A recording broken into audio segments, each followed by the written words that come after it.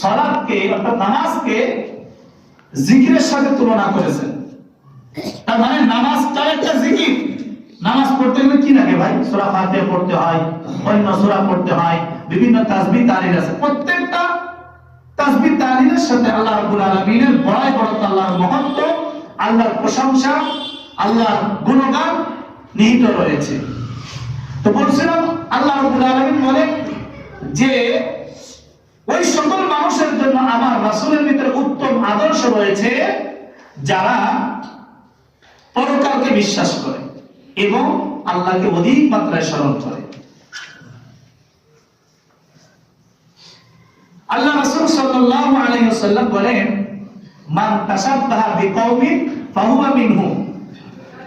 এই হাদিসের অনুবাদ হলো, রাসূল বলেন যে যার সাদৃশ্য অবলম্বন করবে, যাকে জীবনের আইডল বানাবে, যার মতো নিজেকে রাঙাতে চায়, সাজাতে চায়, নিজেকে গঠন করতে চায়, তৈরি করতে চায়, বানাইতে চায়, কিয়ামতের ময়দানে আল্লাহ রাব্বুল আলামিন তার সাথে তার হাসর নাসর করবেন।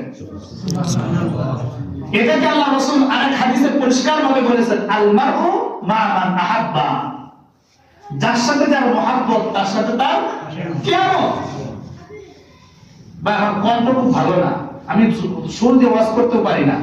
আগের হুজুর অত্যন্ত সুন্দর করে আলোচনা করেছেন, মনে হচ্ছিল হুজুরের বয়ান যদি আরো দীর্ঘ সময় হয় তো সকল অত্যন্ত শ্রদ্ধার সাথে ভক্তির সাথে আলোচনা শুনবে। আমি আসছি আপনাদের কাছ থেকে দোয়া নেওয়ার জন্য, আর আমার ক্ষুদ্র জ্ঞানের যতটুকু আমি জানি আপনাদের সামনে পেশ করবো ইনশাআল্লাহ।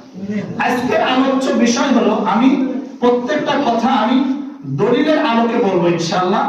এলো পাতারির মতো কোনো কথা আমি বলবো না। আল্লাহ রাব্বুল আলামিন বললেন, তোমাদের রাসূলের ভিতরে তোমাদের জন্য উত্তম আদর্শ রয়েছে। শুধু আদর্শ না, শ্রেষ্ঠ আদর্শ। আচ্ছা, আমি আপনাদেরকে প্রশ্ন করি, পৃথিবীতে হযরত আদম আলাইহিস সালাম থেকে শুরু করে নিয়ে হযরত ঈসা আলাইহিস সালাম পর্যন্ত অগণিত নবী রাসূল আছে, তাই না? এর ভিতরে সর্বশ্রেষ্ঠ রাসূলকে বলেন তো? হযরত মুহাম্মদ সাল্লাল্লাহু আলাইহি ওয়াসাল্লাম। সর্বশ্রেষ্ঠ নবী কে? দেখেন, আজকে আপনাদের এই জায়গায় যারা আয়োজন করেছে,